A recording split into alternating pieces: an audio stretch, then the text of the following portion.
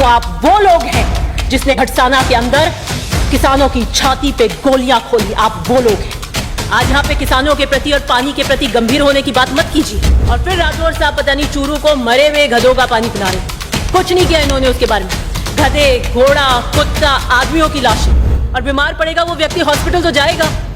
Hospital जाएगा तो उस वाहन का उपयोग करेगा जिसमें डीजल पेट्रोल डालेगा। उस टोल से भी निकलेगा जो 1 अप्रैल से 10% आगे महंगा हो रहा है। वो दवाइयां भी खाएगा जो आज आपने महंगी कर दी हैं। क्या बात कर रहे हैं आप?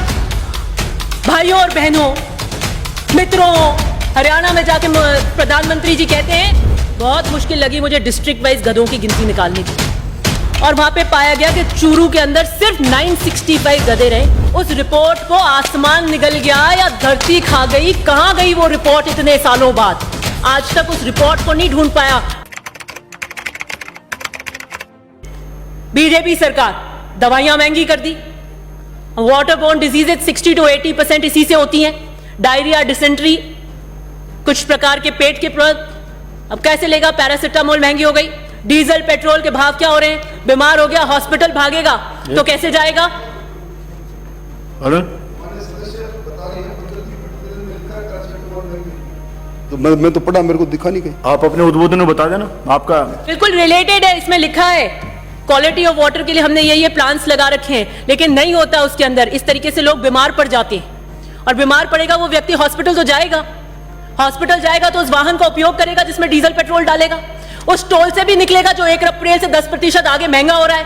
वो दवाइयां भी खाएगा जो आज आपने महंगी कर दी हैं। क्या बात कर रहे हैं आप? भाइयों और बहनों, मित्रों, हरियाणा में जाके प्रधानमंत्री जी कहते हैं पाकिस्तान पानी नहीं जाएगा। मेरे से पूर्व में वक्ता कह रहे थे पाकिस्तान, वो सुमित गोदारा जी, कि पाकिस्तान पानी नहीं जाना चाहिए। अरे तो भाई आपने कोई कुछ क्यों नहीं किया? 7 साल हो गए। अभी कह रहे थे कि विशेष रूप से मोदी जी और गजेंद्र जी 3 कमेटी लेके आए। कमेटी की भी तो बात प्रतिवेदन में नहीं थी। और वो कह रहे थे भाइयों बहनों, खून और पानी एक साथ नहीं बहेगा। मैं किसान के हक का पानी पाकिस्तान में नहीं बहने दूंगा। आज तक कोई डीपीआर के नाम पर किसी कमेटी की चर्चा तक नहीं हुई है इसके ऊपर। आपको हरी के बैराज के ऊपर वहां पर कोई लिंक बनाना चाहिए था, कोई डैम बनाना चाहिए था। किसान विरोधी बिल बनाकर 1 साल ठप्पा किया। यूपी के चुनाव हुए तो बिल वापस लिया। किसानों की आय 2022 में दुगनी करनी थी। हवाई हो गए आपके सारे वादे। और आप आज जो पानी के संबंध में खड़े होकर यहां से पहले मेरे से पूर्व में वक्ता बहुत गीत गा रहे थे कि हमने क्या किया, मोदी जी ने क्या किया, पानी पाकिस्तान को नहीं जाना चाहिए, किस तरीके से इंदिरा गांधी का नहर का नाम बदल दिया तो सूर्य ग्रहण मर गया। तो मैं आज आपको सदन में बताना चाहती हूं, आप वो लोग हैं जिसने घटसाना के अंदर किसानों की छाती पे गोलियां खोली। आप वो लोग हैं। आज यहां पे किसानों के प्रति और पानी के प्रति गंभीर होने की बात मत कीजिए। 6 मौतें हुई। ना तो 70 साल में क्या हुआ, 70 साल में ना तो पहले कभी ऐसा हुआ, ना बाद में कभी ऐसा हुआ। ये हुआ तो आपके टाइम में हुआ। और उसका नुकसान क्या हुआ? उसका सबसे बड़ा नुकसान क्या हुआ? वो ये हुआ कि 2005 का ऑर्डर मैं साथ लेकर आई हूं। एक हिटलरशाही ऑर्डर यहां पर निकलता है और उस ऑर्डर के तहत 19.63 जो इसके अंदर मेंशन कर रखा है इस प्रतिवेदन के अंदर के 2005 के अंदर 14.10 हमारा लाख हेक्टेयर हो जाता है और हमारा यहां पे सिंचित क्षेत्र काट दिया जाता है। और जिसके अंदर सबसे ज्यादा नुकसान फेज 2 को होता है कि उसका 3.339 हेक्टेयर होता है। इतना निर्दयी निर्णय अगर कोई ले सकता था तो सिर्फ आप ले सकते थे। आपने राजस्थान के फेज 2 का वो इंसान, वो किस काश्तकार जो इंतजार कर रहा था कि फेज 2 की कैनाल आएगी, पानी आएगा, उसका इतना बड़ा क्षेत्र काट दिया। ये आपने किया। आपको ऑल्टरनेटिव सोर्सेज ढूंढने की जरूरत थी कि आप लिंक बनाते, डैम बनाते, रीलाइनिंग करते, किसी तरीके से कैपेसिटी इंक्रीज करते, कुछ और व्यवस्था करते। वो आपने नहीं करी। मुझे बड़ा ताज्जुब हुआ। मैं उसमें पढ़ रही थी, ये एक एडमिनिस्ट्रेटिव डिसीजन था, ये कोई पॉलिटिकल डिसीजन हो भी नहीं सकता। मुझे समझ में नहीं आया उस वक्त आपने क्या सोच रहे थे, क्या आपकी वो थी। और दूसरे इसके अंदर जो सबसे महत्वपूर्ण बात है कि इस पूरा घटनाक्रम की एक न्यायिक जांच न्यायाधीश KS केजरीवाल की अध्यक्षता में एक सदस्य आयोग का गठन किया गया। ये होम मिनिस्टर का वक्तव्य है, मैं पढ़कर आई हूं, अपने साथ भी लेकर आई हूं। उस रिपोर्ट को आसमान निगल गया या धरती खा गई। कहां गई वो रिपोर्ट इतने सालों बाद? आज तक उस रिपोर्ट को नहीं ढूंढ पाया। मंत्री महोदय जी, मैं आपको कहना चाहती हूं वो रिपोर्ट आनी चाहिए, क्योंकि ये जरूरी है कि इतना हेक्टेयर ये अगर डिसीजन हुआ है, ये इनकी एडमिनिस्ट्रेटिव फॉल्ट से क्या कारण है, और जिसके कारण इतना 3.39 हेक्टेयर किसानों का इन्होंने काट दिया। और राठौर साहब, आप उस 3 सदस्य मंत्री मंडल की उप समिति के सदस्य थे। चूरू की जनता के साथ अन्याय हुआ, एक बहुत मेजर शेयर कटा। मुझे नहीं सब पता कैसे, उस वक्त तो आप मंत्री भी सबसे नेक्स्ट टू सीएम थे, सबसे प्रभावी मंत्री थे, फिर भी आपके नाक के नीचे इस तरीके का ऑर्डर कैसे हो गया।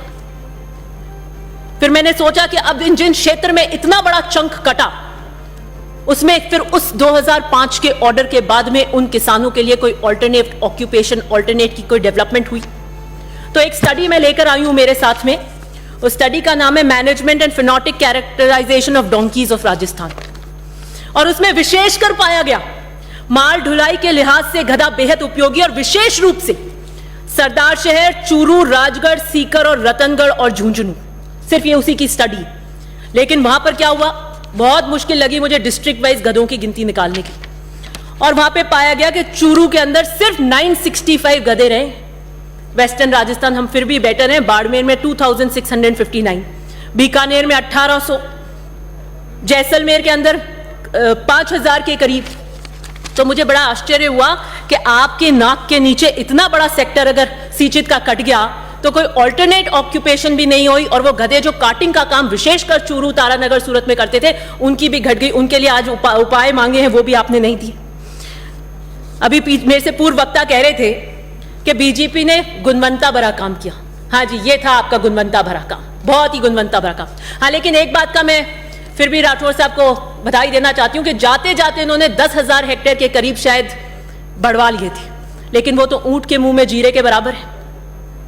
और मेरे से पूर्व में वक्ता बात कर रहे थे कि आईजीएनपी के रखरखाव के लिए बजट दिया।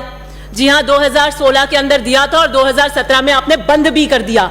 आज की तारीख में आप कोई बजट नहीं दे रहे, और राजस्थान सरकार के ऊपर फाइनेंशियल स्ट्रेस आया, लिमिटेड रिसोर्सेज से उन्होंने काम किया, और मुख्यमंत्री जी ने बाद में यह आश्वासन देकर घोषणा करी कि बाकी का सारा काम हम कराने का काम करेंगे। एक जो मेजर प्रॉब्लम यहां देखी जाती है वो सबसे बड़ी है कंटेमिनेटेड वाटर की, क्वालिटी ऑफ वाटर की। और फिर राठौर साहब पता नहीं चूरू को मरे हुए गधों का पानी पिला रहे हैं, कुछ नहीं किया इन्होंने उसके बारे में। गधे, घोड़ा, कुत्ता, आदमियों की लाशें उस नहर से निकलती हैं, जहां 2 गेट्स बने हुए हैं। अगर कोई मनुष्य की लाश आती है तो उस गेट से गेट के बीच में जो जोन है, वहां के व्यक्ति को पुलिस कंप्लेन करने की आवश्यकता होती है, लेकिन कोई नहीं करता, कोई रिपोर्ट्स नहीं आती। आप बता दीजिएगा मंत्री महोदय, कितनी रिपोर्ट आती है ऊपर से, हिमालय से, पंजाब से, इतनी लाशें आती हैं, ह्यूमन बॉडीज आती हैं, जिसके पार्ट में आती हैं वो गेट ऊंचा कर देता है और आगे निकाल देता है। कोई नहीं है, वहीं डिकम्पोज होती हैं उसी के अंदर, फिर एक नॉमिनल ब्लीचिंग सिस्टम से हम आगे पानी पिला देते हैं। तो मुझे लगता है कि बहुत विशेष रूप से क्लीन वाटर के लिए हमें